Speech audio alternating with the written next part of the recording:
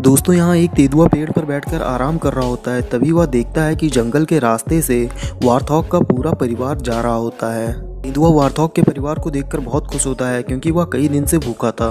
अब आगे इस वार्थॉग के परिवार के साथ क्या होगा जानने से पहले वीडियो को लाइक करके चैनल को सब्सक्राइब कर लीजिए। दोस्तों तेंदुआ धीरे धीरे कदमों से इनके पीछे आ जाता है और वार्थॉग के परिवार को जरा भी अंदाजा नहीं होता। तेंदुआ बस एक अच्छे मौके का इंतजार कर रहा होता है। जैसे ही उसे मौका मिलता है वह फौरन हमला कर देता है। वार्थॉग के परिवार की किस्मत बहुत अच्छी थी, वहाँ से भागकर ये लोग अपनी जान बचा लेते हैं।